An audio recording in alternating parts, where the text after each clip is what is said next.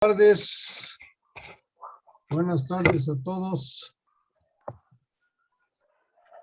Buenas tardes. Buenas tardes. Buenas tardes, compañeros.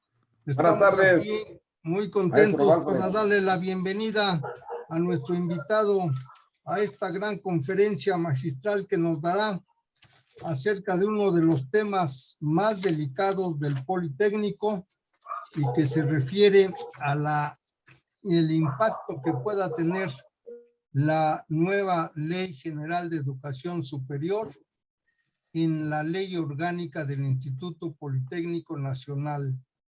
Desde luego que él, como diputado, que en este momento vamos a presentar su semblanza, pero él como diputado conoce bien los aspectos de las leyes y sabe los impactos que pueden causar la modificación o la creación de estas leyes. Voy a permitirme entonces presentar a nuestro invitado, que es el diputado Ricardo Raúl Baptista González. Él nació en Tula de Allende, Hidalgo. Es egresado de la Escuela Superior de Economía del Instituto Politécnico Nacional, técnico contable por la Escuela Luis Enrique Erro, perteneciente también al Instituto Politécnico Nacional. Es diputado local por el Distrito 14, con cabecera en Tula de Allende, Hidalgo, durante el periodo 2018-2021. Coordinador del Grupo Parlamentario de Morena 2018-2020, presidente de la Junta de Gobierno del H Congreso del Estado de Hidalgo del 2018 al 2019. Actualmente es diputado local y presidente de la directiva del Congreso del Estado de Hidalgo. Ha sido integrante de las comisiones de legislación y puntos constitucionales, también de la segunda comisión de Hacienda y Presupuesto, la comisión del Trabajo y la comisión de Participación Ciudadana. Él ha tenido también actividades profesionales, tanto en empresas privadas como en el propio gobierno del Estado.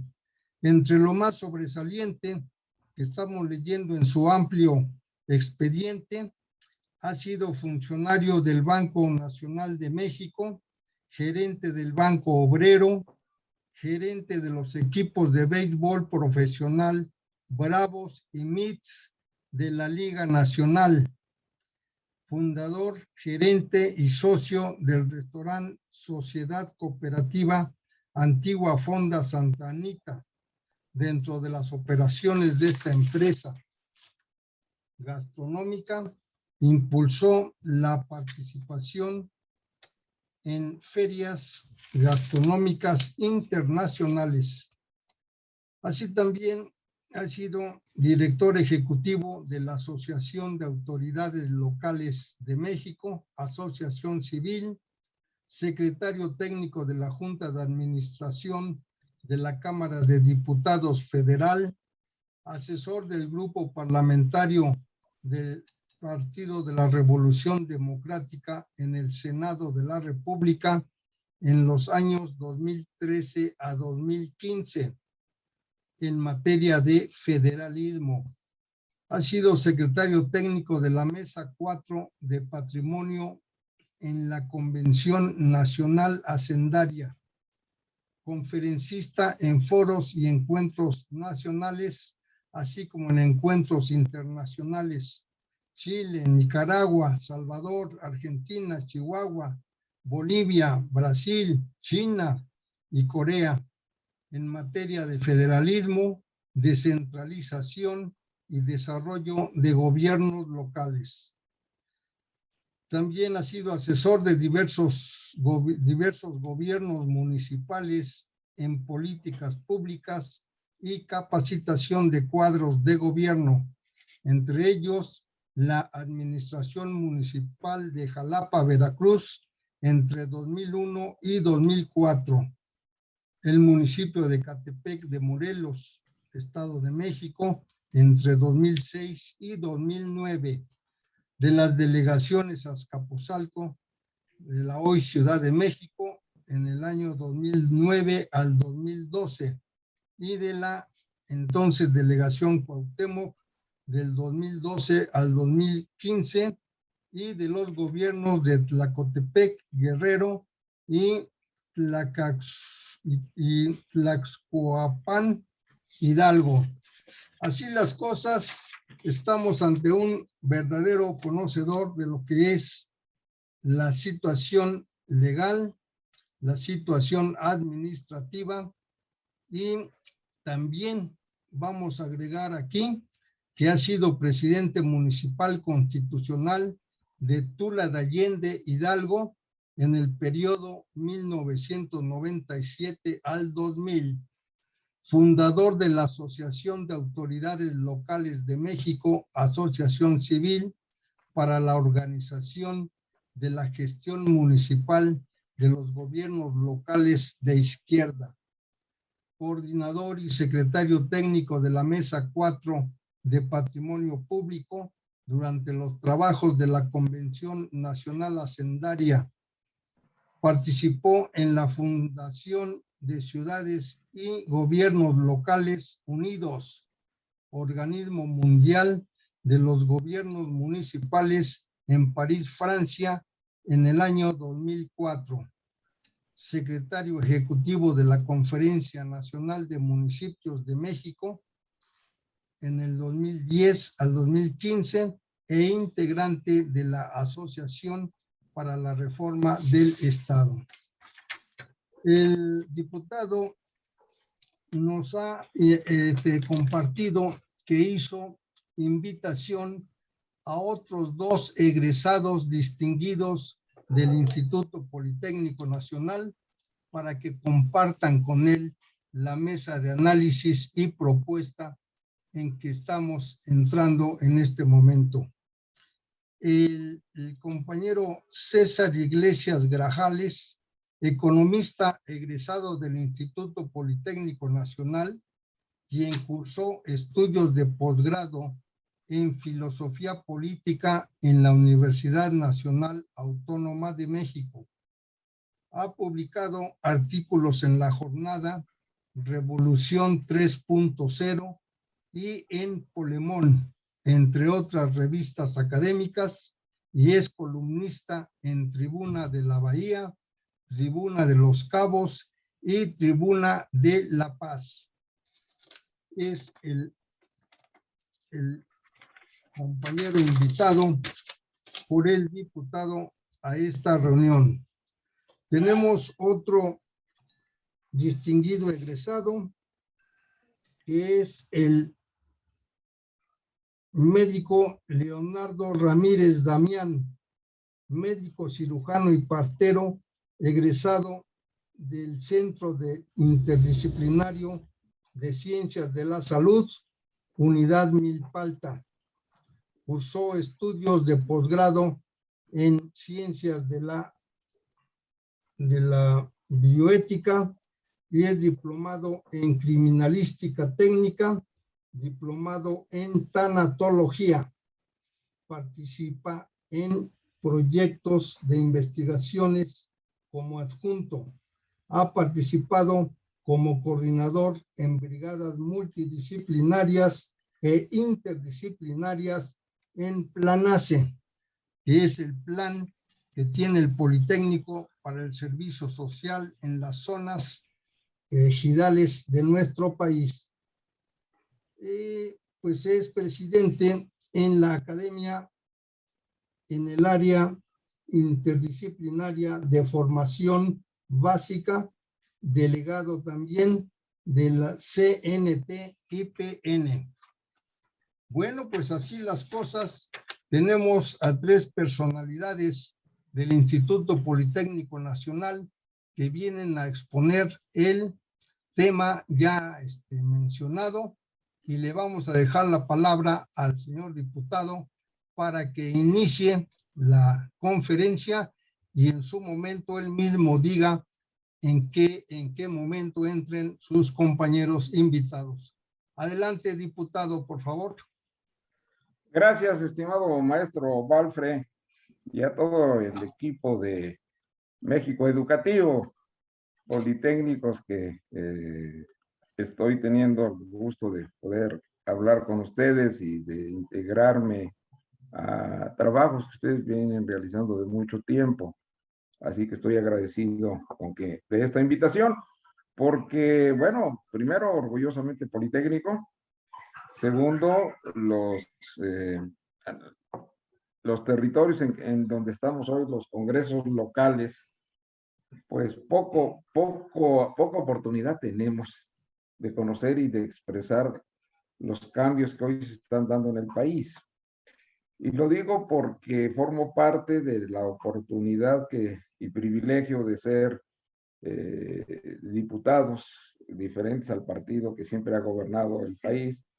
Y en esta elección de 2018 fuimos 18 congresos locales, de mayoría de Morena, que nos tocó, por ejemplo, en el estado de Hidalgo, ser la alternancia, en el inicio de la alternancia, cuando menos legislativa en el estado. Hidalgo es uno de los estados 4, si no mal recuerdo, que no ha habido alternancia en los gobiernos. Pero nos ha tocado jugar un papel diferente, por eso hago esta referencia, porque pues, los congresos, después de 80 años de siempre priistas, pues siempre han obedecido a los gobiernos en turno del Estado, y la política educativa y la cuestión de los congresos, pues siempre controlada por el Ejecutivo. Realmente el viejo régimen así ha tenido el papel de estos congresos. Pero hoy nosotros tenemos la oportunidad de incidir en los cambios. Es evidente que la llegada del nuevo gobierno que hoy tenemos en el país ha iniciado una serie de reformas de gran calado en el país, y ha hecho 8 o 9 reformas constitucionales donde los congresos hemos tenido que opinar, y hemos sacado adelante todas esas reformas que el presidente ha presentado y el Congreso de la Unión. Pero en particular, pues la reforma al artículo 3º nos permitió, desde el ámbito local, en el Congreso de Hidalgo, empezar a conocer de qué se trataba, no nada más el tema o lema de bajar la llamada reforma educativa, o de parte de las reformas estructurales que venían de Peña Nieto, que tuvo la complicidad de los hoy partidos derrotados el pasado domingo.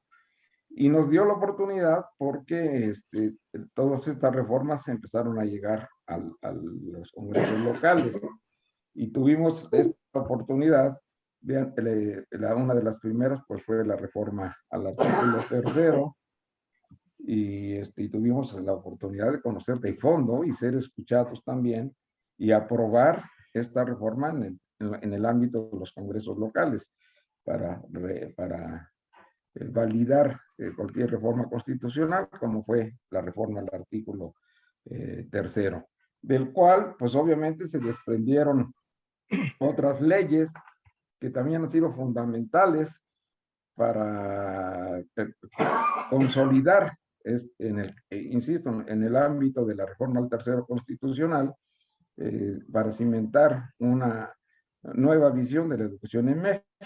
Y bueno, de entrada, pues eso fue en 2019, pero inmediatamente siguieron otras leyes: la Ley General de Educación, la Ley General del Sistema para la carrera de las maestras y los maestros, la ley reglamentaria del artículo 3º de la CPEU, y recientemente la Ley General de Educación Superior, misma que, bueno, fue aprobada en diciembre, impulsada por la Cámara de Origen del Senado, pero que apenas el pasado 20 de abril de este 2021, se publicó, entró en vigor el decreto del presidente. Esto es hace 54 días que esta ley se entró en vigor y da dentro de los 180 siguientes días que están corriendo, pues iniciar en los estados, no nada más en la capital del país, la revisión y la adecuación que deben hacer todas las universidades, los tecnológicos, los politécnicos, todas las instancias de educación superior para revisar el marco organizativo acorde a la naturaleza de cada institución académica y armonizar a los fines de esta nueva Ley General de Educación. Entonces, pues esta oportunidad, más que dar una conferencia magistral, nos sirve a nosotros para intercambiar ideas y visiones, sobre todo con nuestra alma mater, que es el Instituto Politécnico Nacional, que ha jugado un papel desde 1936 muy importante en este país. Y sin embargo, bueno, nosotros creemos que lo que viene, lo que hay que hacer, las ventajas y desventajas de esta nueva Ley General de Educación, pues tenemos que medirla, relacionar estas dos leyes con la Ley Orgánica del Politécnico. Entonces, yo haré algunas ideas, pero sobre todo y agradezco mucho, maestro Valfre, que me hayas dado la oportunidad de invitar a César Iglesias y a Leonardo, porque pues ellos están igual que ustedes más adentrados en la visión de lo que debe ser la nueva ley la nueva Ley General de Educación y el papel del Politécnico, ¿no? Entonces, por eso lo agradezco. Y lo que yo pudiera decir, que hemos estudiado, porque nos tocó cuando llega al Congreso de Hidalgo la reforma al artículo tercero, y en específico cuando se hace esta ley reglamentaria del artículo tercero constitucional en materia de educación superior, pues nosotros pudimos conocer a través de la exposición de motivos que venían en el dictamen que llegó del Congreso de la Unión, pues los elementos para poder nosotros aprobar como fue, y lo aprobaron más de 20 congresos, creo que casi la mayoría de los congresos locales, ¿verdad? Pero desde nuestro punto de vista entendimos que esta ley general pues pretende dar un marco jurídico específico a la educación superior, ampliando a este nivel educativo los derechos de las y los mexicanos que desean adquirir estudios profesionales en cualquiera de las instituciones públicas de educación superior y dotarlas de las herramientas jurídicas para integrar todo un subsistema nacional de educación superior. Nos dijeron que esta ley había sido el resultado de un trabajo amplio y de consultas. Yo no sé qué tan profundo realmente fueron estos foros de consulta donde participaron gente de la UNAM, del Politécnico, del Tecnológico Nacional, de México, de la UPN, de las universidades interculturales, de las universidades privadas, ¿verdad? Y obviamente de la NUYES, ¿verdad?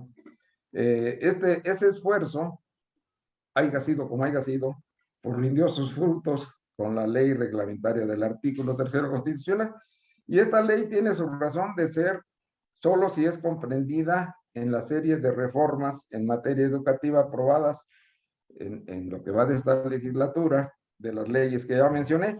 ¿Cuál quedaba pendiente, güey? Pues la Ley General de Educación, que ya se aprobó, y la última que queda de estas 5 pendientes es la Ley General de Humanidades y de Ciencia, Tecnología e Innovación. Bueno, como a mi entender veo esta reforma educativa, pues que está atendiendo la complejidad de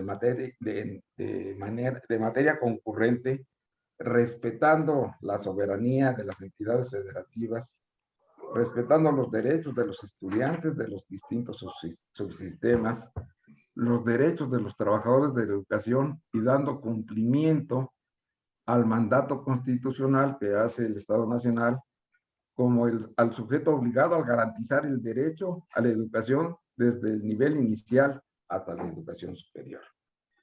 En esa exposición de motivos que nosotros estudiamos, resultaron 13 aspectos más relevantes de la Ley General de Educación. ¿Por qué? Bueno, uno, incorpora al enfoque de la cobertura universal, establece la gradualidad que el Estado deberá de cumplir como sujeto obligado para garantizar la gratuidad y la educación superior.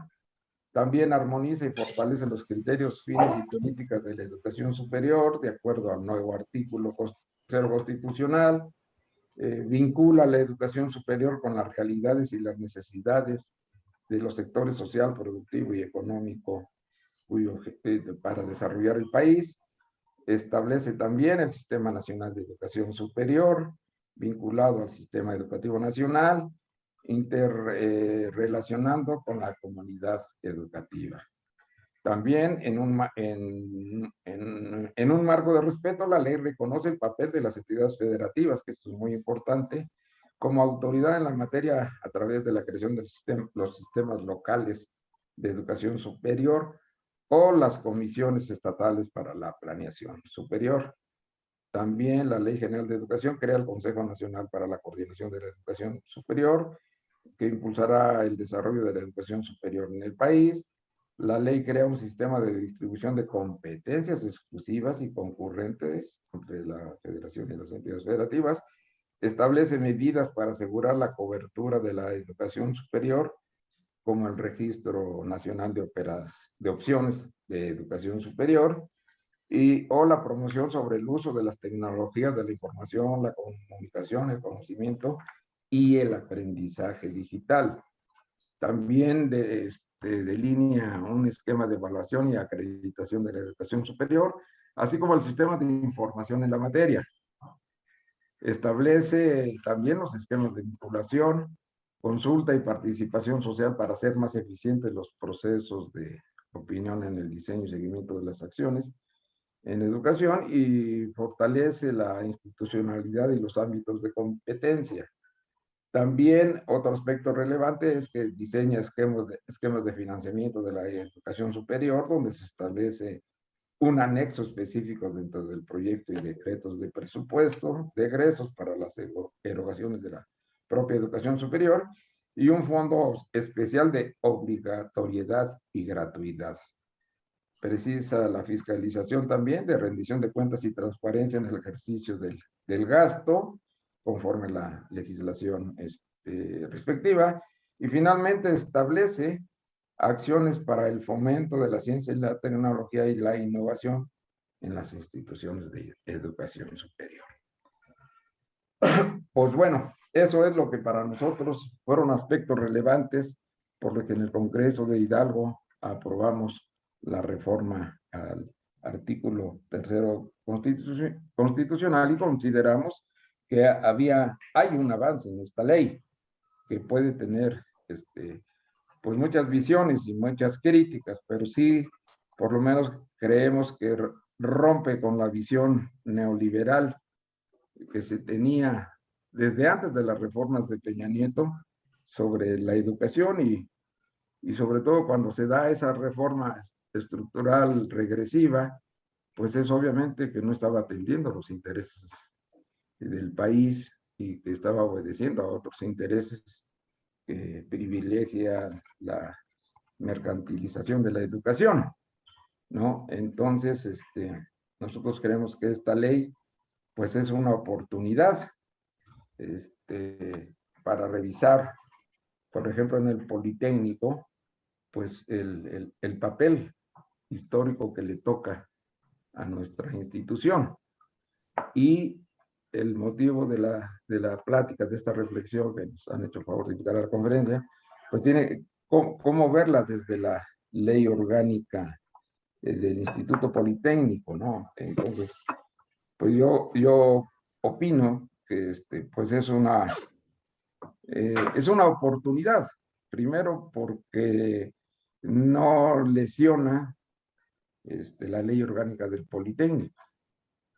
Tuve la oportunidad de ver, no lo conocía yo, el video del maestro, del doctor Aboites, que hace una reflexión sobre la ley con compañeros politécnicos.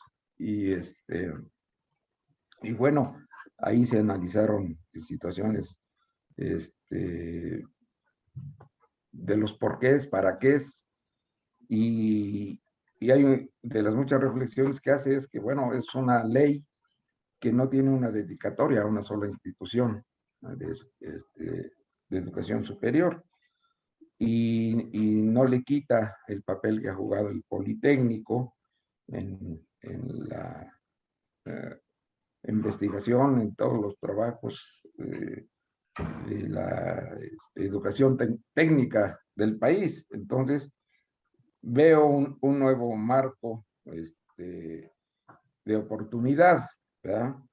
No veo que afecte a la ley, más bien creo que tiene retos, tiene muchos retos porque no choca con las finalidades, todas las finalidades que tiene el Politécnico en su ley orgánica, y más bien habría que aprovechar para repensar el papel, el origen del Politécnico, buscar un tránsito a seguir fortaleciendo la educación tecnológica y para lo que fue creado, y la investigación y todo lo que significa el Politécnico después de tantos años. Y yo creo que es ahí donde, más que decir qué es lo que queremos los congresos locales, queremos conocer qué es lo que piensan ustedes, los maestros interesados en transformar, en consolidar y repensar en el Politécnico, y qué papel debe de jugar ahora con esta nueva Ley General de Educación. Y yo sigo insistiendo, pues es una oportunidad. Así que en ese sentido, por eso agradezco la oportunidad que me dan de hablar y de pedirle a los que saben bien cómo está el tema, porque esta reflexión, esta conferencia, nos sirve mucho para que también en la red de congresos locales podamos poner a la discusión el qué hacer, el cómo impulsar esta ley y cómo inclusive plantear las adecuaciones, las armonizaciones, sí, en el Politécnico, pero también en las escuelas de educación superior en nuestros estados. Entonces, con permiso tuyo, maestro Valfre, pues le pido al maestro César Iglesias Grijalva que él pudiera darnos la visión de como Politécnico, cómo está relacionada la nueva Ley General de Educación Superior y la Ley Orgánica del Politécnico. Si me permites, maestro Valfre, porque adelante, por César. favor. Adelante. César. Muchas gracias al diputado Ricardo Baptista, que me parece pues bastante interesante este esfuerzo que se hace por intentar discutir esto que tiene impactos a nivel nacional y que muchas veces luego pasa desapercibido nuestro papel pues tan importante como politécnicos dentro de esta discusión. Y pues felicito a los organizadores y muchas gracias al diputado Ricardo Baptista por la oportunidad de presentar estos comentarios. Yo quisiera hacer breves comentarios debido al tiempo, pero pues muy, muy concretos de algo que sin lugar a dudas es un avance dentro de el marco jurídico, digamos, de que está empezando a construir la Cuarta Transformación, esta reforma, esta gran reforma esta nueva ley que viene a hacer, digamos, actualizar aquella vieja ley que ya databa desde 1978, pues hoy pone en el centro varias demandas que se habían generado dentro del movimiento estudiantil, pero al mismo tiempo, digamos, hay como una tensión que está todavía por resolverse. ¿Por qué una tensión por resolverse? Porque hay varios elementos que fueron cedidos en esta ley yo imagino que fueron cedidos a partir de la negociación que se hizo con todos los actores políticos, especialmente con la NUYES, y que además pues tuvo que ver con dotar a las universidades de ciertos márgenes de acción, porque pues hay que tener en cuenta que hoy la educación superior en la mayor parte de los países trae una crisis muy fuerte que quizás vaya a estallar en algunos años más en todo el país, que tiene que ver con las pensiones, ¿no? Entonces, yo quisiera en primer lugar reconocer qué es lo que hay de elementos positivos. El primer elemento positivo que me parece indispensable es que la ley habla de que la educación es un derecho humano integral. Esto es esencial, es muy importante, ¿no?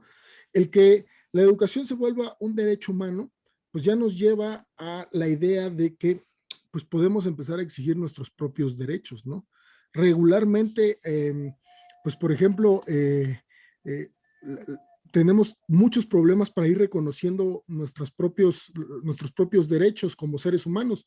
Uno de ellos, lo pongo sobre la mesa, es cuando te dices, oye, y debería de haber un derecho a la alimentación para no morir de hambre, y regularmente pues ahí hacemos cortocircuitos, ¿no? O cuando propones el derecho a la educación como un derecho humano integral, pues también dices, bueno, no en todos los países del mundo, no en todos los países de América Latina, vayamos a ver Chile, vayamos a ver Colombia, vayamos a ver varios lugares en donde la educación pues es prácticamente es un privilegio, pues. Y aquí lo que está diciendo es el Estado está garantizando la educación pública, la educación superior, y lo vuelve un derecho humano. Me parece que esto es de avanzada, ¿no? La segunda, pues, la gratuidad prácticamente, ¿no? La gratuidad, aunque hay un tema ahí de fondo respecto de cómo se va a resolver el problema, respecto de cómo sí dice, digamos, la ley, bueno, en determinado caso vamos a quitar de forma progresiva, ya lo mencionaban antes, vamos a quitar los cobros de cuota y vamos a ver de qué manera podemos ampliar el presupuesto, y esa será una tarea de las diferentes instancias. Pero bueno, también queda la duda de que, pues, ¿qué pasa cuando eso no se vaya a poder, no? Va a haber, digamos, ahí un jaloneo entre los estudiantes que van a exigir educación gratuita y entre las instituciones que por más que quisieran dar, no la podrán, digamos, dar de esa manera y tendrán que cobrar cuotas. Y bueno, ahí se vuelve pues un jaloneo, una correlación de fuerzas, pero que es interesante porque al final de cuentas el movimiento estudiantil no va a llegar a preguntar en muchos de los casos esta situación, va a llegar a decir o a hacer valer su derecho a la gratuidad. Ahora, a diferencia de la vez pasada que discutíamos aquí en el Politécnico, ¿se acuerdan cuando Yolosóchil decía que todo aquel que discuta ideas junto con sus profesores más allá del ámbito académico, pues entonces tendrá consecuencias? Esta ley, digamos, represiva del 2014, pues es de avanzada que nosotros en la Ley General de Educación Superior se diga que hay un respeto a la libre discusión de ideas al interior de la universidad. Híjole, esto es muy bueno, pues, o sea, no puedes coartar el derecho a la libre discusión de ideas, más allá de las ideas académicas que tienen los profesores, de que tienes que dar alguna materia sobre ciencias sociales. Tú podrías hoy en día empezar a discutir pues tu proyecto de país y discutirlo con tus alumnos, porque tienes que discutir este tipo de ideas. ¿Y qué te lo garantiza? Ya no solo la Constitución, sino incluso además quedó instrumentalizado en esta ley. Y esto es pues de suma importancia. Ahora, yo veo como una situación, bueno, positiva, aunque ambivalente, el respeto a las autonomías. ¿Por qué positiva? Porque al final de cuentas, no hay que echar por la borda que el movimiento de los 80s pugnó, el movimiento estudiantil de los 80s pugnó por el autogobierno, que este es un arma de la educación superior, buscar generar autogobierno, que el autogobierno al interior de las universidades ha creado algún tipo de burocracia que debe, digamos, de ser combatida, es cierto, pero no por eso, no porque se hayan creado este tipo de mafias, vayamos a hacer a un lado la posibilidad del autogobierno. Y creo que esto es esencial.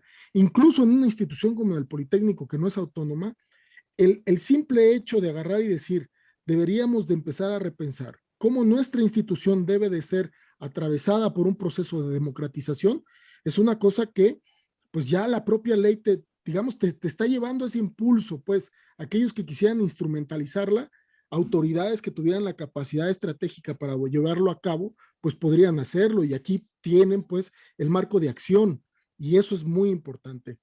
Ahora, otra de las cosas que son sumamente importantes, el estudiante se vuelve el centro, el eje de este proceso. Y cuando antes lo que nosotros veíamos es que no, que es que son los maestros, es que no, es que son los trabajadores, es que no, es que somos las autoridades, ¿no?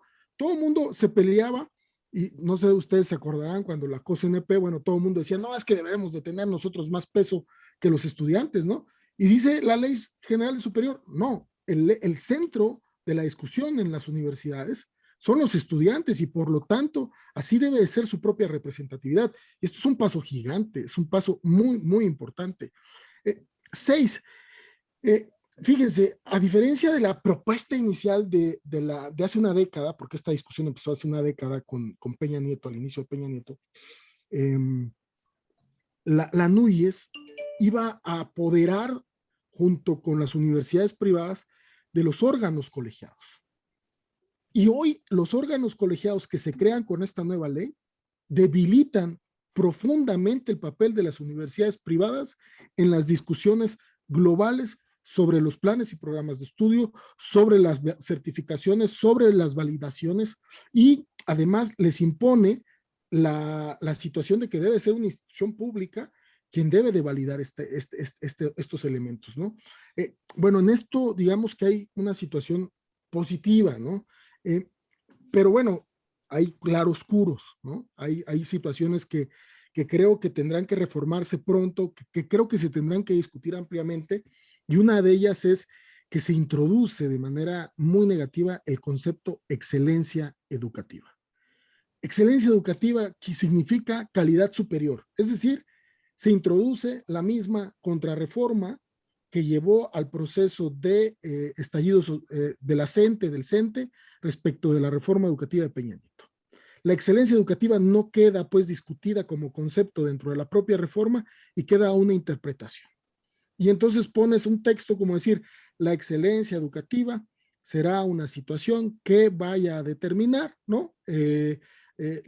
La forma en cómo se va a atender a los estudiantes como centro. Y bueno, pones una cosa positiva en un mismo párrafo y pones una cosa muy negativa, ¿no? Entonces, bien, ahí creo que se tendrá que dar la discusión pedagógica, una discusión muy necesaria para pues, poder acotar este término.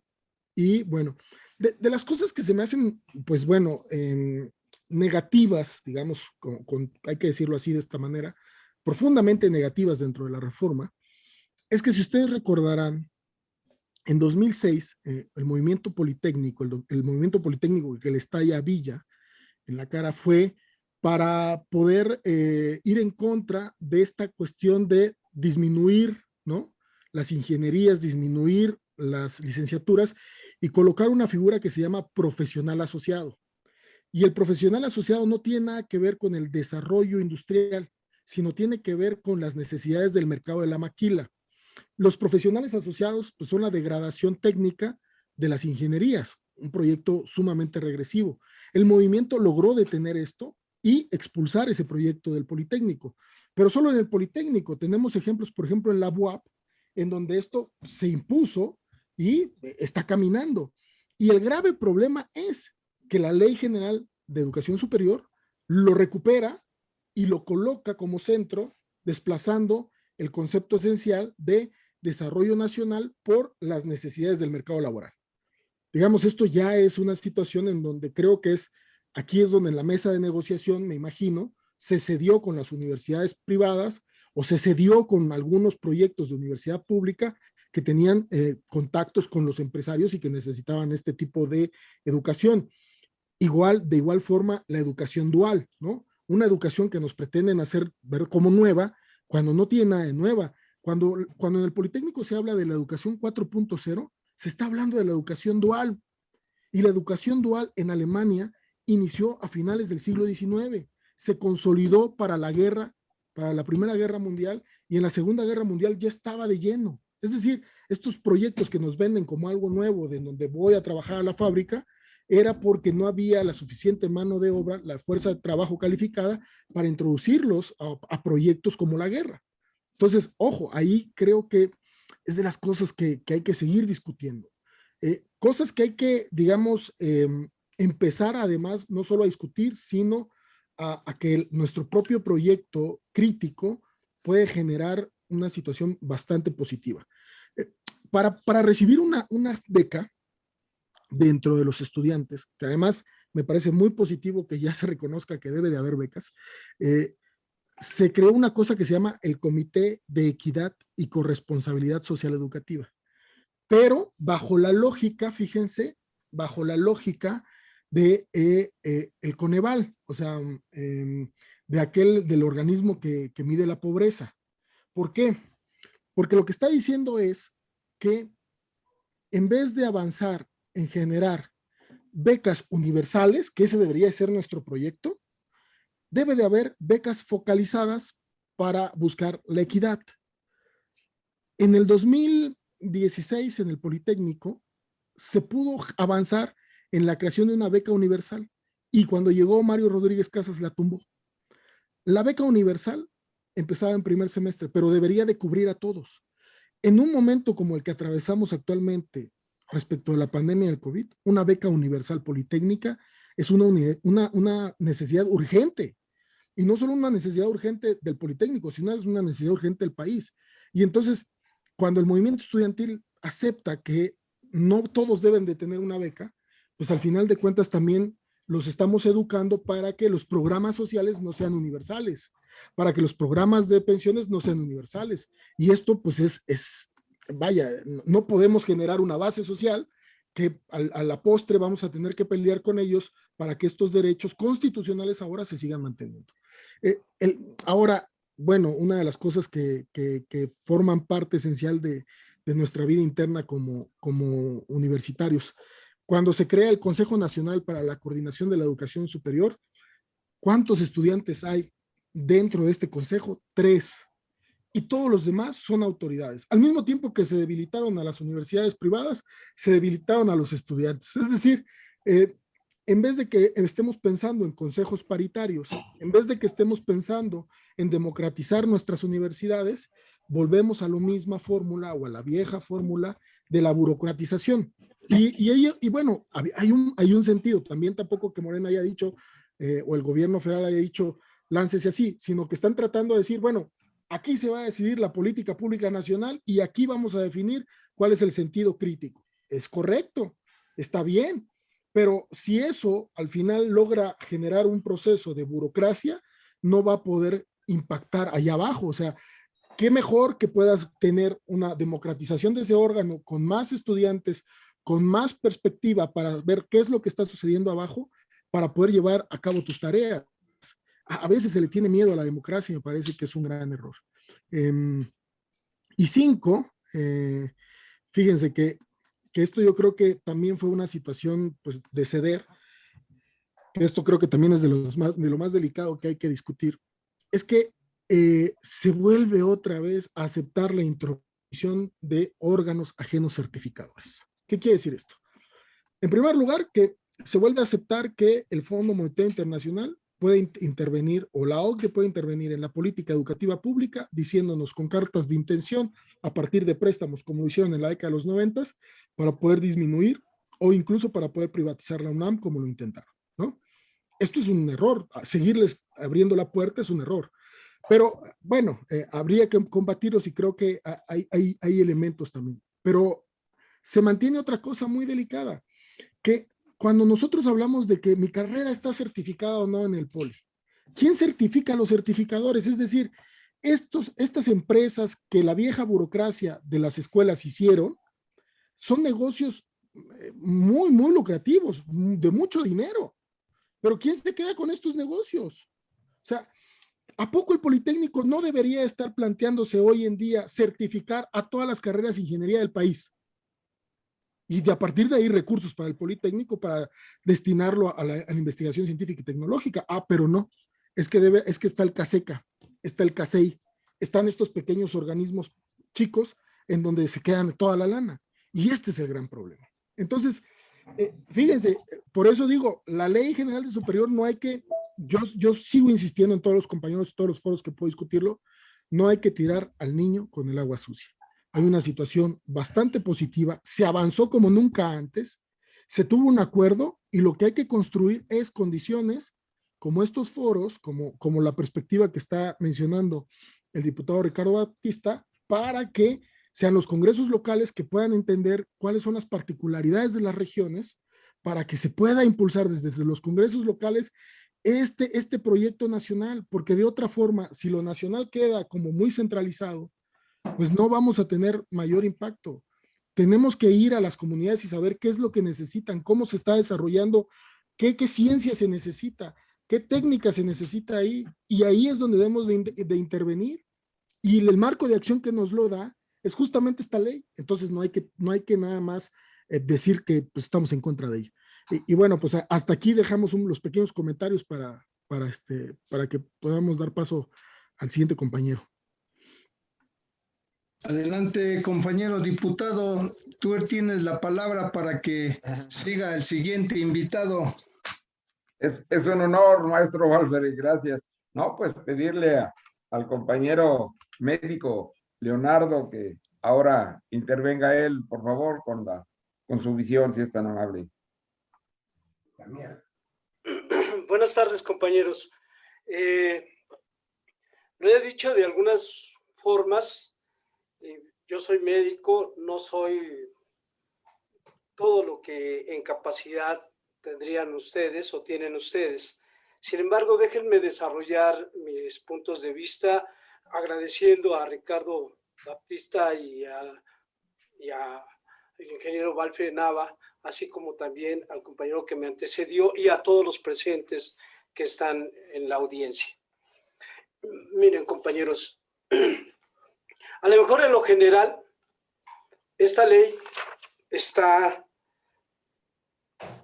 en el punto que parece suficiente. Sin embargo, si nos vamos a las particularidades, como ya lo asentó quien me antecedió, ahí es donde tendremos que hacer un alto en los puntos finos, pues. Y si nos damos cuenta, por lo menos, yo voy a citar algunos, pero se pueden desbordar tantos.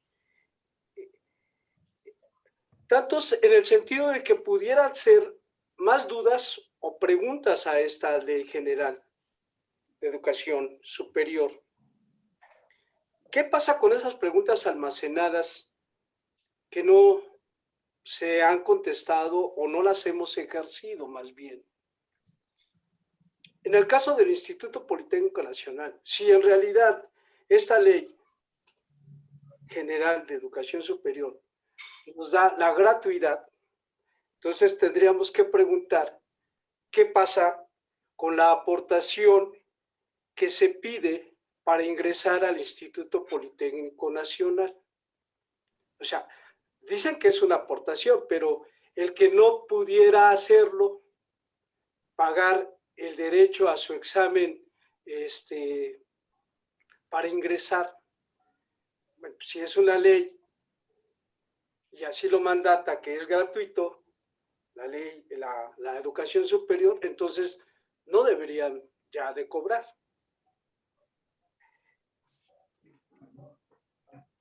Y otra pregunta, si esta es una ley general de educación superior, ¿qué pasaría en el punto fino del Instituto Politécnico Nacional? Nosotros tenemos vocacionales, tenemos media superior, pues, ¿sí? Y esto nos hace recordar una cuestión histórica. O sea, nosotros en el 69 perdimos las prevocacionales, las prevos. Claro que está que este gobierno no es nada, pareciera, así lo digo, no es nada lo que sucedió en aquellos tiempos, ¿no? Sin embargo,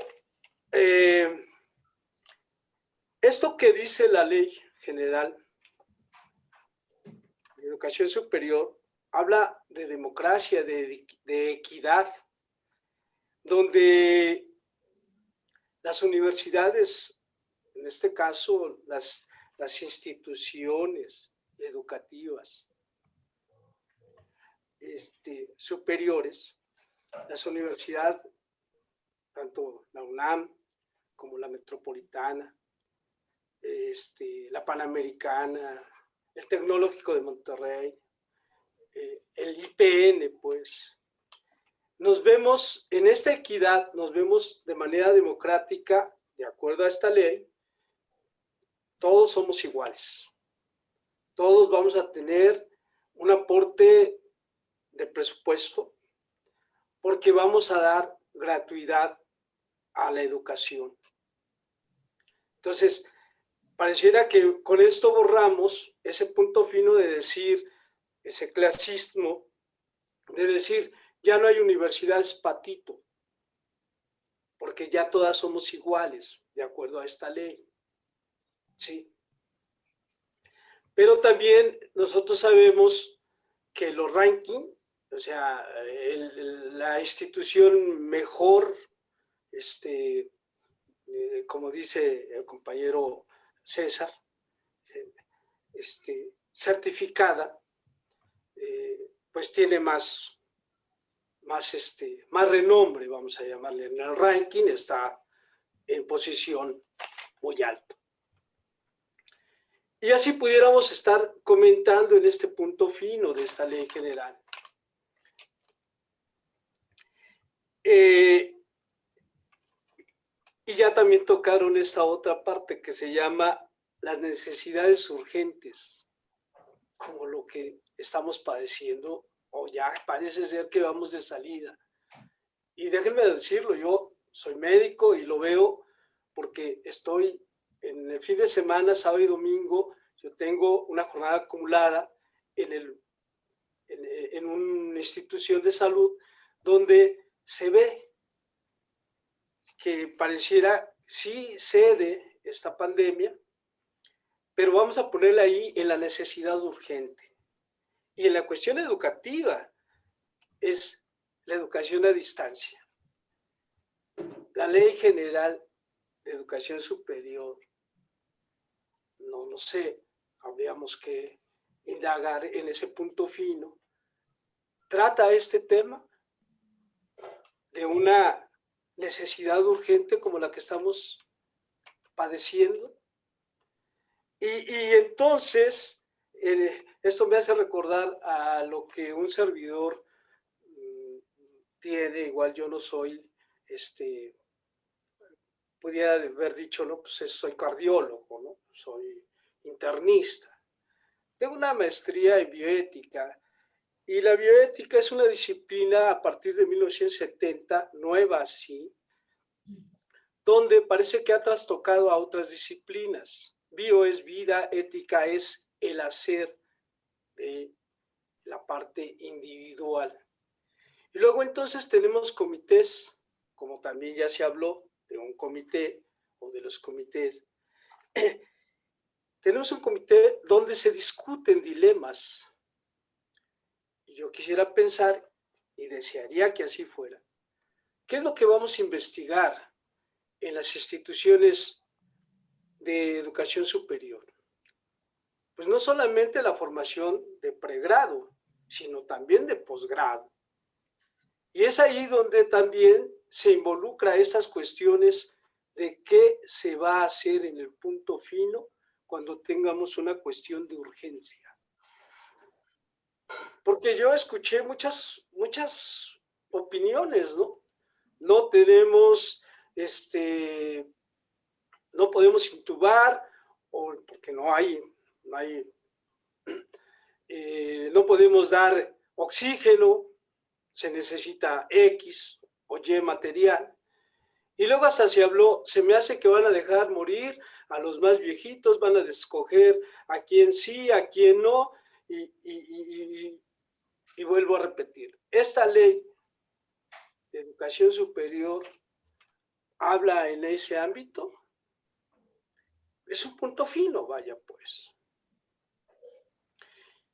Y bueno, sí, el doctor Hugo Aboites nos hizo favor a un grupo en el cual estoy, el grupo 29 de julio. Le hicimos 5 preguntas. Y yo me quedo con la última. Dijo muchas cosas muy importantes. Espero que los que están presentes hayan escuchado esa entrevista o hayan visto esa entrevista. Pero yo me quedo con la última que dijo el doctor Hugo Aboites, donde dice que aquí, para que la letra de la Ley General de Educación Superior no fuera letra muerta, pero también habrá que analizar esos puntos finos que un servidor vislumbra que hay. Nosotros en el Politécnico tenemos la oportunidad, y toda la comunidad, no solamente los politécnicos, tenemos el derecho de preguntarnos si es bondadosa o no es bondadosa, hasta qué nivel es. Cierto que es de avanzada, pero también hay que recordar que es un documento que dejó el ahora embajador en Estados Unidos y que la secretaria de Educación, ahora en turno, la maestra Delfina, todavía no se alcanzan a ver esas cuestiones. Y cierto que pertenezco al CENTE Politécnico, donde también un servidor pone a veces no el dedo en la llaga, sino pongo en predicamento a los que me escuchan porque me dicen, es que no debes de decir eso. Y yo digo, ¿para qué me invitan si saben cómo soy?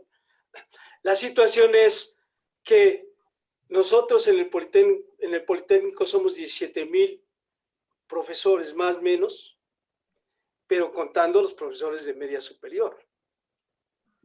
Y si nada más es una ley general de educación superior, entonces tenemos que restar a los profesores de media superior. ¿Para qué? ¿Para que podamos discutir esto? Yo digo no, porque también teníamos pruebas. Así como inicié mi intervención, quisiera decirles, compañeros, que tenemos, en lo personal, creo que tenemos muchas dudas todavía.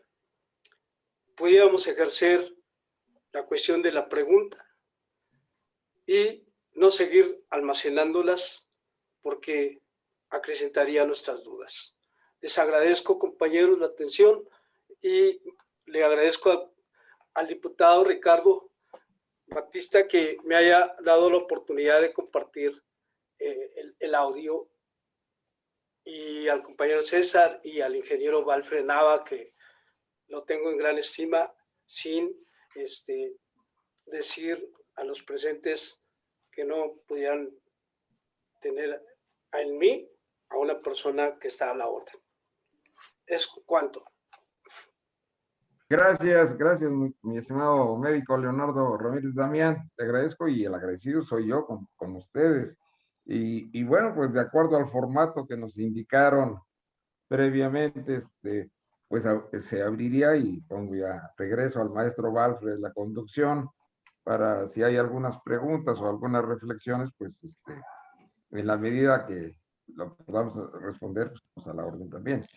Muy bien, diputado. Ahora vamos a la sesión. Sí, Arechiga, permíteme, déjame instalar la sesión de preguntas y respuestas con la súplica de que las preguntas sean muy concretas, muy objetivas. 3 minutos para hacer la pregunta y 3 minutos o 5 los que considere el diputado o sus compañeros que están presentes también, el maestro César Iglesias y el médico Damián. Pues si a ellos va dirigida la pregunta, debe de decirse a quién se está dirigiendo la pregunta. Con la súplica, vuelvo a repetir, de que sea objetiva y concreta, 3 minutos para cada pregunta. Ahora sí, compañero Arechiga, adelante, ¿quieres preguntar algo? Sí, sí que, bueno, lo primero que pregunto, y esto tiene que ver con que ya en el Poli, en 69, por ejemplo, en ESIA de Zacatenco, decidimos no pagar inscripciones, y por un tiempo largo se mantuvo eso, y después tramposamente apareció esto de las inscripciones. La pregunta es de que si no vale la pena recuperar algo del PRI, figúrense lo que estoy diciendo, una blasfemia. Peña Nieto propuso que los negocios de educación pagaran el IVA y se lo echaron para atrás.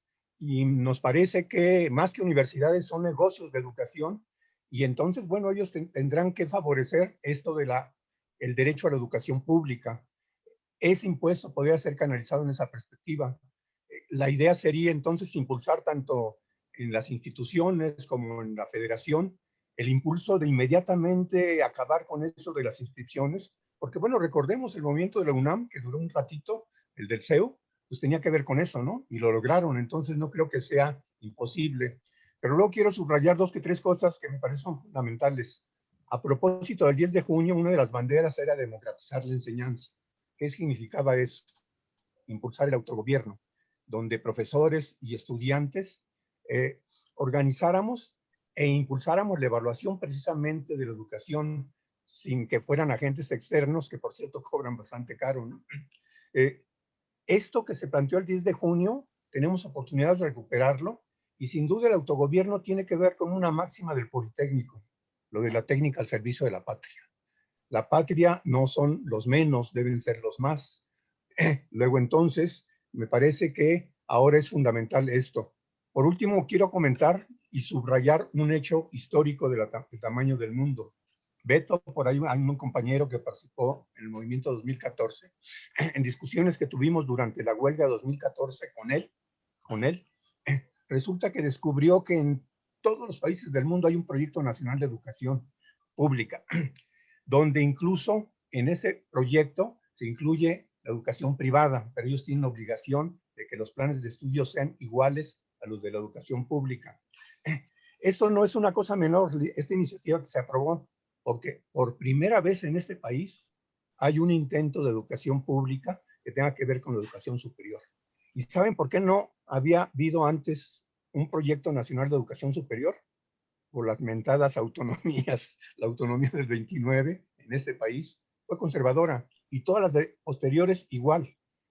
No es de gratis que esas autonomías den oportunidad de que estén en la cárcel. Rosario Robles, la autonomía ha favorecido no solamente la corrupción, sino doblegar un proyecto nacional de educación que me parece que es fundamental y eso hay que aplaudirlo más allá de los claroscuros que pueda tener la misma ley, que como bien lo decía César, hay que agotarlo, hay que discutirlo en los estados, en las instituciones, pero sin duda, tenemos que respetar en general lo que más o menos está planteado, donde el sujeto principal, por cierto, son los estudiantes, que son los que nos dan de comer, por cierto.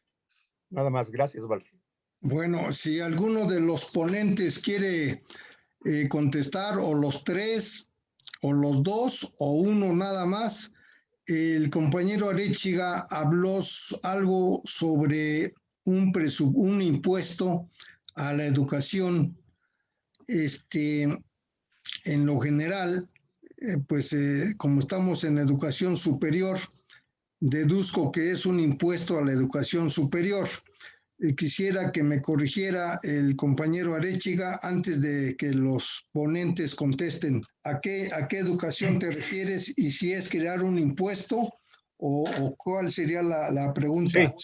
Sí, es un impuesto a los negocios de la educación, a los negocios de la educación, desde kinder y hasta arriba.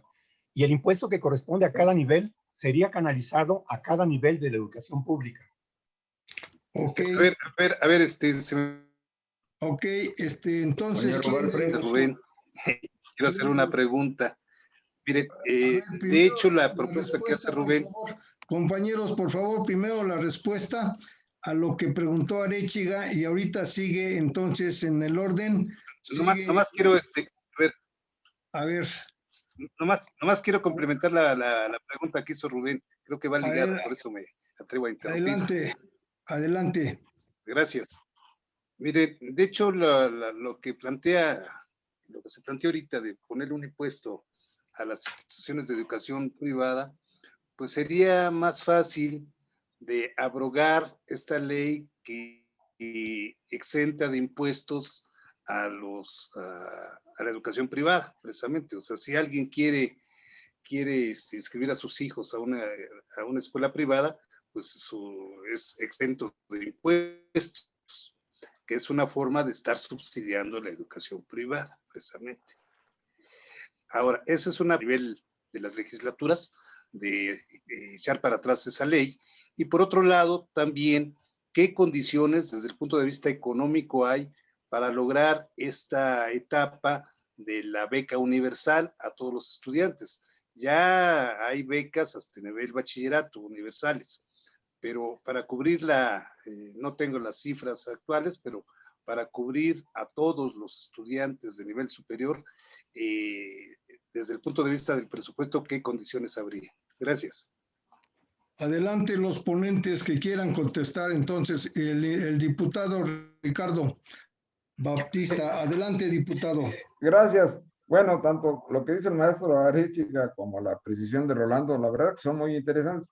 Yo de esta pregunta en concreto comentaría no tanto de la vida interna del Politécnico y de las demandas históricas de la gratuidad y los derechos, pero por ejemplo en Hidalgo nosotros vemos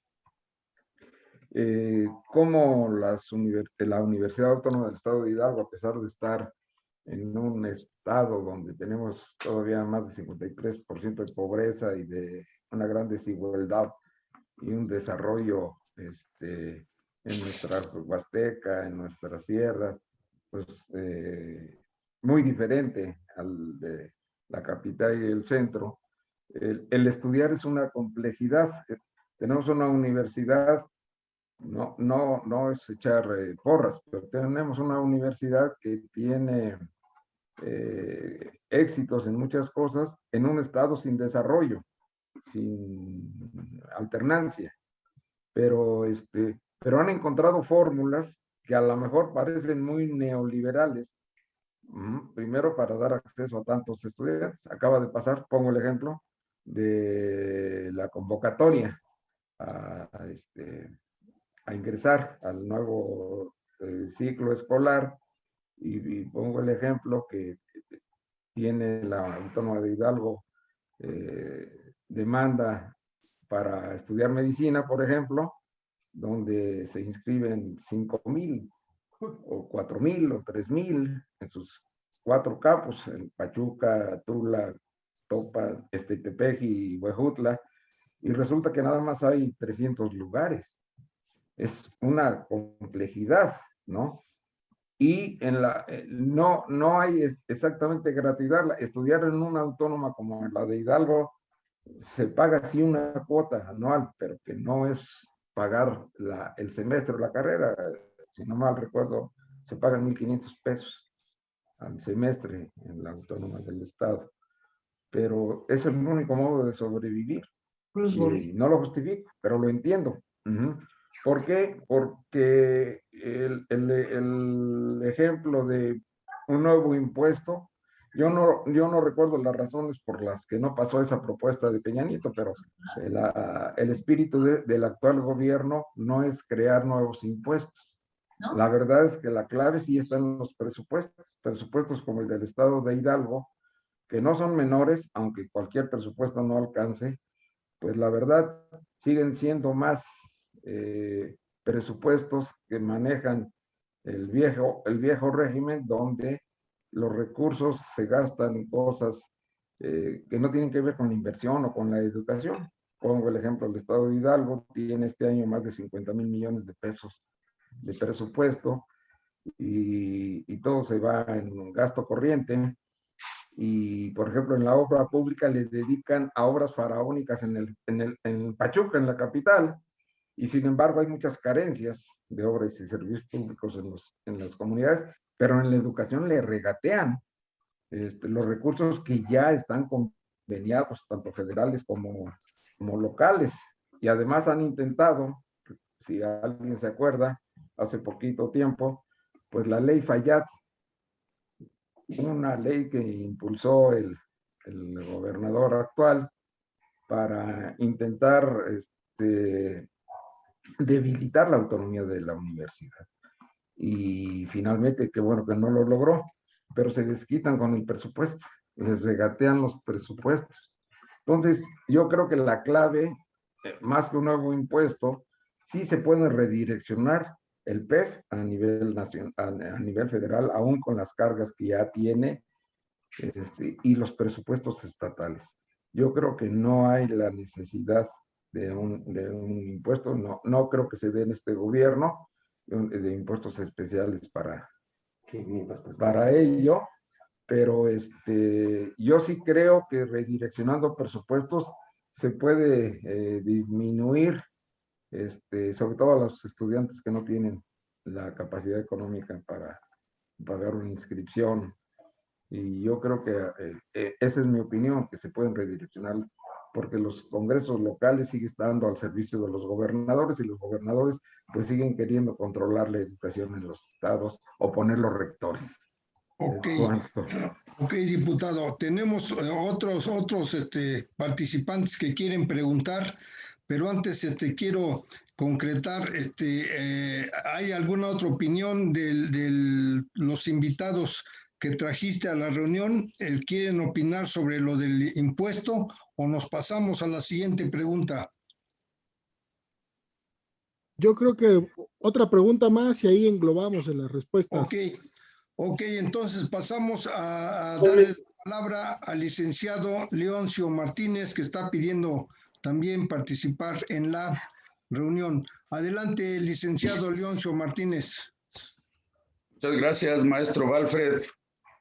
Y felicito a los compañeros, al señor diputado, al compañero colega economista y al doctor que nos hayan aportado parte de su conocimiento al respecto sobre la Ley General de Educación Superior. Me van a disculpar, estoy un poco ronco, pero este tema es tan importante que no quiero dejar de participar, compañeros. En primer lugar, quiero comentarles que antes de López Portillo no existía una ley general de educación superior. Él se vio presionado a hacer una ley que se llamó Coordinación de Educación Superior. Una ley chiquita de 30 artículos.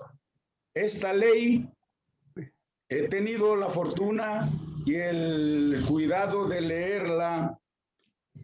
Tiene defectos, como toda ley tiene defectos, pero es una ley de avanzada. Es una ley que, si de veras se cumple como está señalado y como lo autorizó el constituyente, las autoridades de la SEP y de todas las universidades autónomas y las descentralizadas y las desconcentradas tienen la obligación de modificar su estructura académica, su estructura jurídica, porque en el Politécnico tenemos una ley orgánica que en este diciembre cumple 40 años.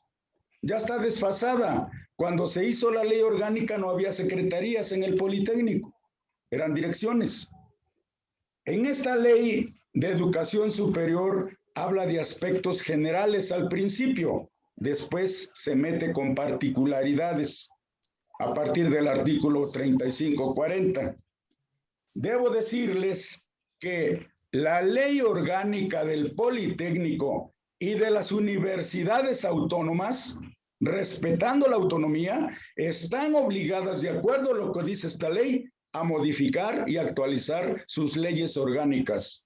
¿Por qué, compañeros? La UNAM, su ley es de 1945, de la UAM es de 1973, la del Poli es de 1985. Entonces, eso es conforme a las leyes. Ahora, esta ley obliga que todas las autoridades educativas, federales y estatales, están obligadas a cumplir el mandato de esta ley. Entonces, es muy importante que empecemos por la modificación que haga la Secretaría de Educación Pública. En primer lugar, tiene que hacer una estructura y crear el Consejo de la Coordinación para la Educación Superior. Es un organismo colegiado donde intervienen autoridades, la directiva de la SEP, los funcionarios de las universidades autónomas, los directivos de las instituciones descentralizadas y las desconcentradas, y aquí intervienen los trabajadores, los maestros como académicos y los estudiantes. Este organismo me parece muy importante porque van a validar todo el proyecto que hagan las autoridades educativas. Además, en esta ley de educación superior habla de que debe haber convenios académicos entre las diferentes universidades. Por ejemplo, si yo como aspirante de medicina del Politécnico no encuentro cupo, la comisión me informará qué universidad tiene cupo para estudiar medicina. Se establecerán becas, se destinarán plazas de tiempo completo para lograr la estabilidad laboral. Eso me parece bien. Claro, tiene, como ya les dije, como dijo el doctor, tiene sus defectos esta ley, pero toda ley es sujeta de modificación. Pero lo importante que tiene ahorita, me parece que sus 77 artículos son muy importantes para que se pongan las pilas en la Secretaría de Educación Pública y especialmente en nuestro Politécnico. Nuestro Politécnico, hemos visto, compañeros, no tiene personalidad jurídica ni patrimonio propio. ¿Qué le faltó al constituyente para ponerle eso al Politécnico? No estamos pidiendo la autonomía, no estamos pidiendo que sea descentralizado. Si quieren que siga desconcentrado, pero no más que tenga personalidad jurídica, patrimonio propio para que no saquen las autoridades al Politécnico.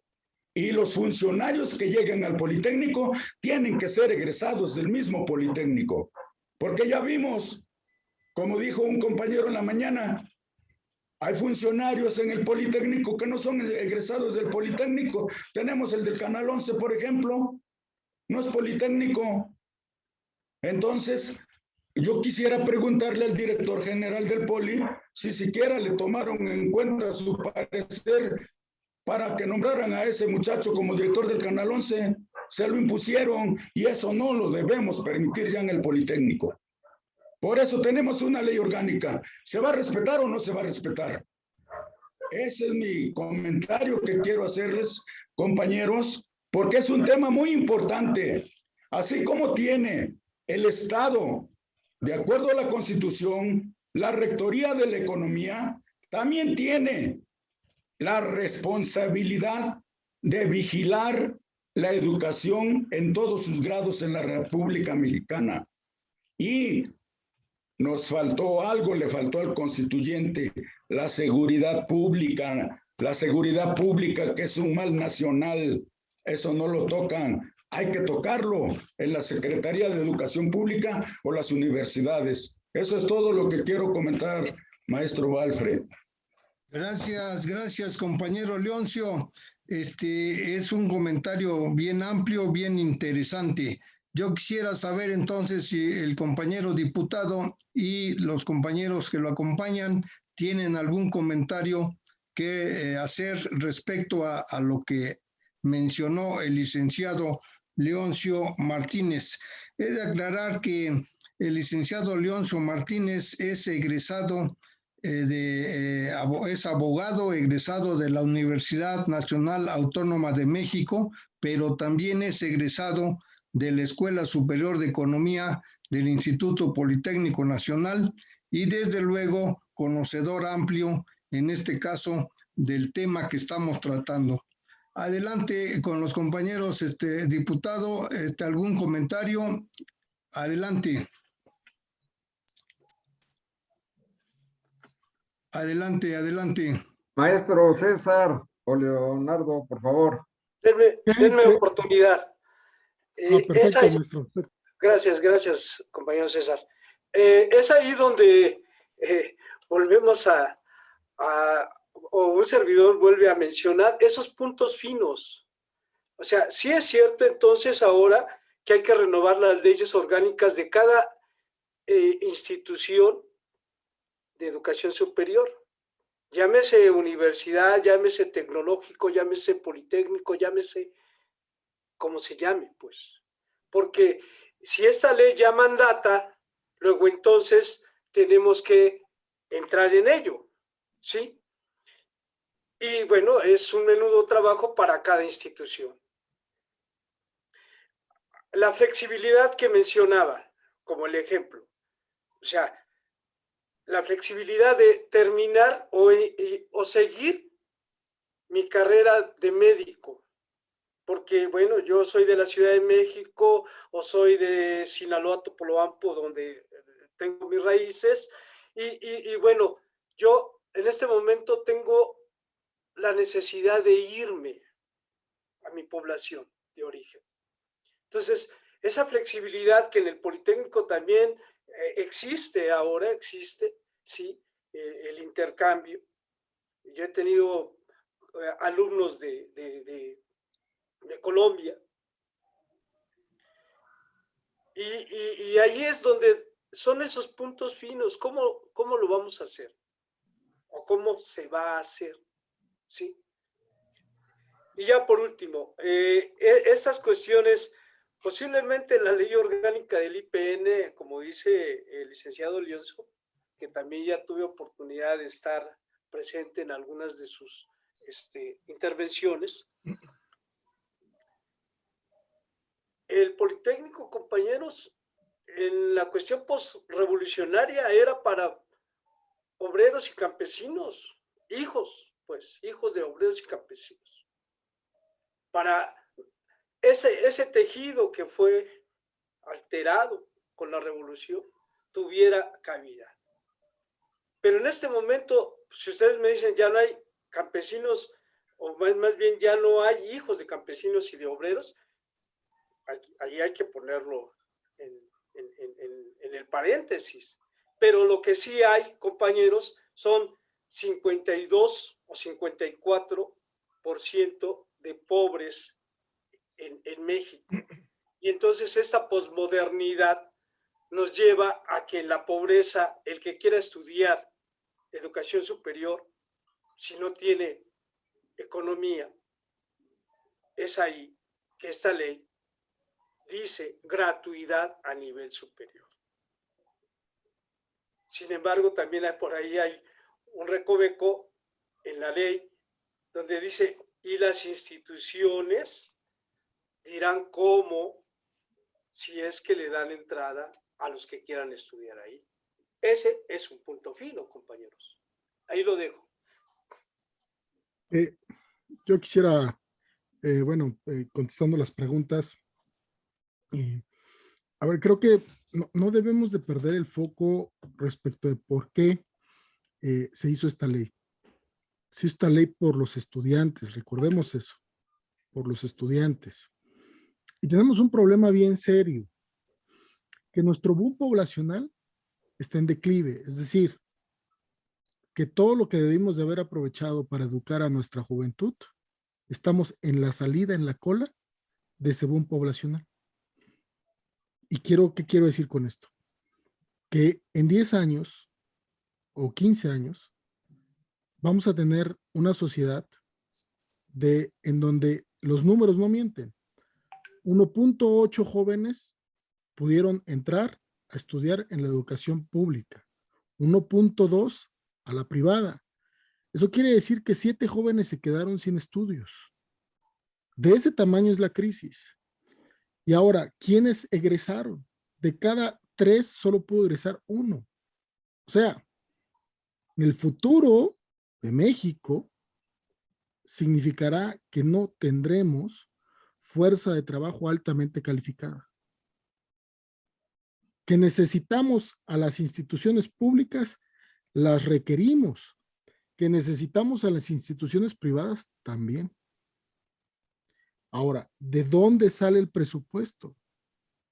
Pues estamos en una transición en que recuperamos las energías fósiles para el desarrollo, pero eso sí irá en el siguiente sexenio, porque el proyecto de transformación, pues no sé ustedes, pero yo creo que va a dilatar por lo menos 3 sexenios si lo llevamos a cabo.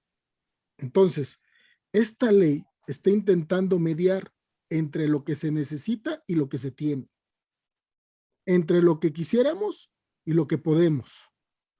Ahora, ¿de dónde van a estar los recursos? Pues yo creo que es un jaloneo. ¿Un jaloneo con quién? Un jaloneo con las universidades públicas, claro. ¿Sabes qué? Amplía tu base. De hecho, esta ley ya los obliga a que tengan programas de becas. Antes eran como nada más, digamos, promociones. Ahora la ley los obliga a que tengan programas de becas. Y también estoy de acuerdo con la propuesta del compañero Rubén. Pues hay que pensar en si se puede ampliar una reforma fiscal progresiva. El presidente está diciendo que no, pero nos está diciendo que no por sus circunstancias, pero las circunstancias del país son otras. Entonces, si el movimiento educativo no pone los mínimos para poder avanzar, pues nadie los va a poner, pues, porque al final de cuentas nadie va a querer meterle dinero bueno al malo. Ahora, yo digo, sí, pues a mí me gustaría que no cobraran, ¿no? Pero igual, fíjense la apatía. Qué bueno que lo mencionaron respecto a la educación virtual. Fíjense, la educación virtual está generando condiciones de sobreexplotación laboral cada vez más amplias. Y eso significa que, al final de cuentas, las plazas que tenemos en el poli, pues hoy en día, en vez de que de toda la gente que lamentablemente falleció y lamentablemente se ha ido por miedo y se han jubilado, esas plazas no se están dando a los maestros para que podamos estar frente a grupos de pequeños grupos, pero ampliando nuestra matrícula. O sea, aquí debería de haber una situación de organización. ¿Por qué sucede esto? ¿Por qué no está sucediendo esto? Yo coincido con el licenciado Martínez, o sea, porque hay todo un proceso, digamos, de enquistamiento al interior de las autoridades politécnicas que no exigen y no hacen valer la propia ley orgánica, que si bien es una ley que necesita actualizarse, porque prácticamente esa fue la gran demanda del 2014, democraticemos al IPN. Eso es una demanda histórica que quedará para la historia. Pero bueno, entonces, esa ley orgánica es de avanzada. ¿Por qué? Porque fue aprobada por el Congreso. Es de avanzada. ¿Por qué? Porque ponía al Politécnico como el garante de la educación tecnológica y superior. Pero cuando yo volteo a ver al Politécnico hoy en día, pues no le está diciendo a las universidades tecnológicas, al Tecnológico Nacional de México, no le está diciendo a las universidades politécnicas, no les está diciendo pues a todas estas universidades que se crearon en los estados, cómo puede llevar a cabo este proceso de detonación del desarrollo industrial. Y es que si lo haría, significara que tendría recursos para poder ampliar su matrícula. Estamos en un proceso entonces, aquí compañeros, en donde tenemos autoridades que pues están muy cómodas en una burocracia, en una mafia de la burocracia, que pues mientras ellos tengan recursos están muy bien. Pero también tenemos un movimiento sindical, tenemos un movimiento académico, pues que no va acorde a las grandes necesidades y los retos. Y cuando nos ponen un marco de acción en el cual podemos pelear, pues nos peleamos con el marco de acción en vez de pelearnos con el gran reto que significa abrir las oportunidades de capa para toda la población, porque yo no me quedaría con las juventudes que ya, vuelvo a repetir, el boom poblacional va de salida, lo que significa entonces que necesitamos hablar de un proceso de regresión. ¿Por qué? Porque al joven que no han matado el narco y tiene hoy 27 años, yo lo quiero educar y tengo que ir por él. Al joven de 32, de 35, yo no quiero que llegue a los 40 o a su edad productiva sin poder tener oportunidades. Y eso, vaya, la Revolución Mexicana lo tuvo claro, las escuelas, las nocturnas, ¿no? El PRI tenía claro que había que generar esta transición de clases. Pues parece ser que nosotros en la izquierda nos estamos quedando atrás para no tener esta condición de de darle, pues es que ya no hay hijos de campesinos, porque ya no hay campesinos, ya no hay hijos de obreros, porque ya no hay industria. Lo que hay es una clase proletaria que va en los servicios y que cada vez depende más de los capitales del exterior.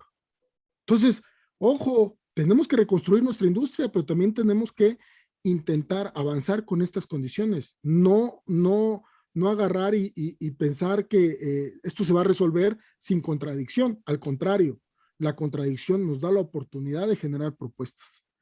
Es cuanto. Muy bien, muy bien. Pues tenemos también a su disposición el chat de la revista México Educativo. Tenemos por ahí también la página Facebook, por si quieren hacer su pregunta y están lejos de la reunión que tenemos virtual. Pueden hacerlo por medio del chat o de la página Facebook. Sin que esto quiera decir que pues aquí los que están presentes tienen la palabra. Estamos ya próximos a concluir nuestra reunión del día de hoy. Quisiera saber entonces si de los que están presentes quieren hacer alguna otra pregunta o algún otro comentario a los ponentes para que pues ellos lo consideren, y si no, pues ya ir pensando en darle las gracias por esta amabilidad de presentarse a darnos esta conferencia. Tienes la palabra, diputado, para que pues nos des algún comentario en calidad de despedida. ¿Cómo no? Gracias, maestro Bartley. Bueno, la verdad es que esto apenas es un esbozo de lo que realmente hay que tratar y entender esta ley que ya está en curso, y todo lo que implica y lo que tenemos que hacer los politécnicos, y lo que a nosotros corresponde que hacer en los congresos locales, porque el resultado del domingo también nos da 18 o 19 congresos locales de mayoría del proyecto en el que estamos nosotros. Y habrá que trabajar en los presupuestos, en las políticas públicas y en acotar a las propias burocracias y los gobernantes, porque los cambios que hay, y lo digo con conocimiento, pues la 4T no ha aterrizado en los estados. La 4T ha aterrizado a nivel país y en muchos programas y en proyectos, pero la 4T no ha aterrizado todavía en la educación, a pesar de que hoy estamos iniciando la recomposición de la educación a partir de los cambios constitucionales, del tercero y de las leyes. Pero yo creo que la herencia de Moctezuma Barragán en esta ley no es definitiva. Corresponde a la academia, a los especialistas en educación superior, a los propios estudiantes organizados, constituirse en verdaderos actores políticos para incidir en la conformación o hacer la reforma necesaria en el futuro, porque estamos sembrando, y ya lo dijo bien el maestro César, esto es de varios sexenios, pero si bien los poderes fácticos, como las escuelas particulares, entre otros, influyeron en la redacción final de la ley, es indispensable la intervención de más actores políticos que empujen hacia una mayor democratización de la educación en México. Y ahí los politécnicos tenemos que jugar un papel importante. También creo que las voces críticas son necesarias para confrontar todo el marco jurídico que rige la educación en México y posteriormente la educación superior. Y positivamente, perdón, la educación superior. En esta legislatura se ha iniciado la apertura de la discusión nacional sobre la educación superior. Las leyes, pues, no son códigos cerrados, sino espacios abiertos de discusión que permita su mejoramiento. Por eso yo cerraría diciendo, primero agradeciendo, porque ustedes me están permitiendo aprender de ustedes, porque ustedes están desde hace muchos años en el Politécnico, viven, padecen la problemática de la educación y en particular en lo que está el Politécnico, que no obedece a su origen, no está cumpliendo y también está inmerso en burocracias y, perdón que lo diga, en mafias de poder. Pero ¿cómo le vamos a entrar en el Poli?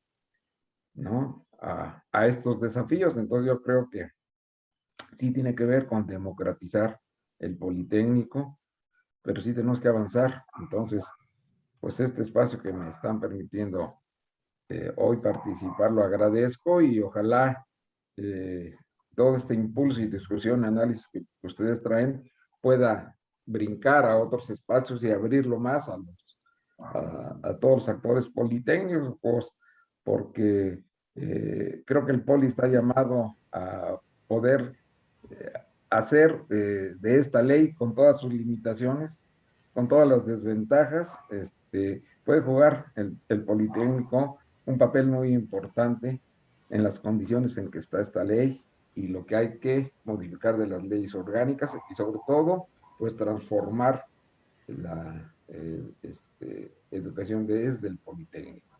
Es lo que yo quisiera comentar como participación final y reiterado el agradecimiento a César y a Leonardo y al maestro Leoncio, que lo saluda también, está aquí conmigo Pepe Genis, que lo manda a saludar, me está acompañando, y a todos ustedes, aquí está de escucha y me pongo a las órdenes. Ojalá haya más oportunidad de participar, y gracias César, gracias Damián.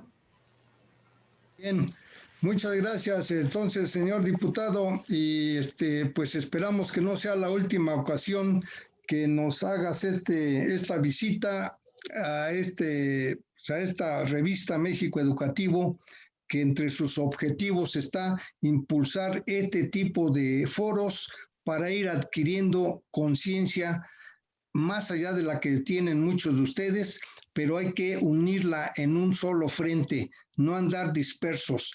Y para ello, pues necesitamos primero hacer una corriente de pensamiento y de ahí pues ya estar no esperando en la televisión a ver qué se dice sobre lo que van a hacer al Politécnico o en los periódicos, sino de que nosotros mismos ya estar organizados para hacer debates, hacer análisis y hacer propuestas.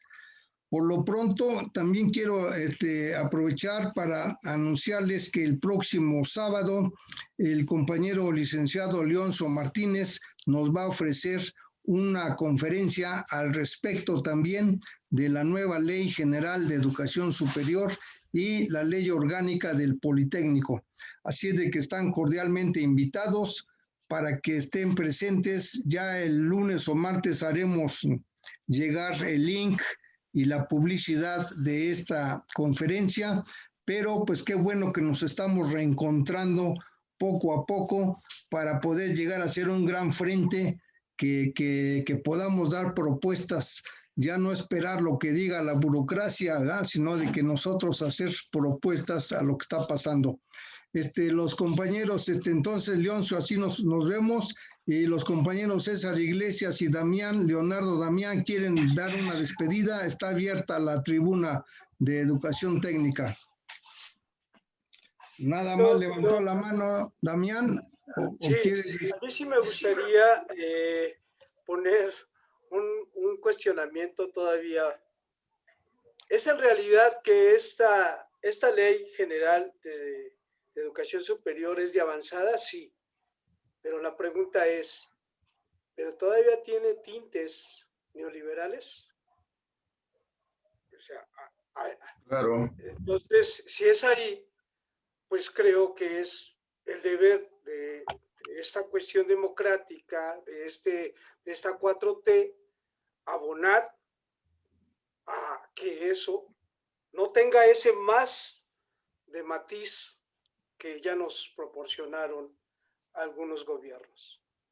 Ahí lo dejo, y gracias por la audiencia y por la tolerancia a un servidor.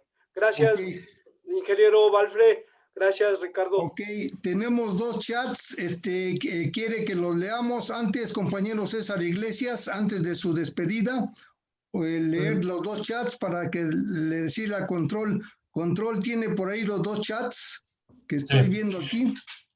Sí, uno dice, la privatización sigue para ingresar a educación superior, intermediario, Comipens, en superior, Ceneval. Ok, ese es uno. El otro, ¿cuál? ¿Qué dice? El otro es una despedida, igual de Alberto Osorio, hasta luego. Ok, Todos son comentarios de Alberto Osorio. ok, pues muchas gracias por esos compañeros que hicieron su ¿Ya me lo mensaje. quitaste? Vamos entonces. Maestro Valfre, perdón, Maestro Valfre, muchas gracias. Quiero despedirme de mi amigo José Luis Genis, que está a un lado ahí del señor diputado. Me da gusto, mis hermanos politécnicos, les doy un abrazo afectuoso. Pues ahí A está, todos. ya está en pantalla, míralo. Gracias a todos. Gracias. Bueno, pues le tocó despedir la conferencia, maestro César Iglesias, así es de que adelante, por favor. Pues muchísimas gracias y muchas gracias al diputado Ricardo Baptista. Creo que estos espacios deben de continuar. Creo que esta discusión, pues muy, muy horizontal como la hizo él el día de hoy, pues lo felicito, agradezco la invitación. Y pues creo que nos vamos con una tarea más paradójica, creo yo. ¿Por qué la institución que produce los grandes cambios en la sociedad es la institución que a sí mismo no se puede reformar? ¿Qué significa la universidad y la educación superior? La educación superior es la que más produce cambios allá afuera, en innovación, en desarrollo tecnológico, pero ella misma no tiene la capacidad para poder reformarse. Creo que nuestra tarea, si tenemos una tarea, es llevarnos esa tarea para que, pues, nosotros como académicos, pues podamos proponer, pues, la transformación de las propias universidades. Y me quedé con el comentario que hizo el diputado Baptista. Si la 4T aún no ha llegado a los estados, que apenas está como empezando a conformarse, y qué bueno que ya esté haciendo ese proceso, pues estamos muy lejos de que la 4T haya llegado a las universidades. Entonces, pues hay que hacerla llegar, ¿no? Esa es nuestra tarea. Pues, bueno, pues muchas gracias. Un breve comentario, bueno, para todos. A ver, miren, a propósito del Politécnico, ayer, bueno, Rubén me preguntó de por qué, o se hizo el comentario, por qué los técnicos no escribimos la historia. Y yo le contesté, es que los politécnicos hacemos la historia. Y creo que los politécnicos hemos hecho la historia de desarrollo de este país desde el punto de vista tecnológico. Y así tenemos que seguir en esta ruta. Gracias. Bueno, pues a todos un abrazo. Estamos en comunicación, no hay que perder el contacto y nos vemos. Gracias, gracias compañeros, muchas gracias. Buenas tardes, buenas tardes. Gracias a todos. Gracias, diputado, muy amable, muchas gracias. Buenas Al noches. contrario, gracias César, maestro Leoncio, Rolando, gracias.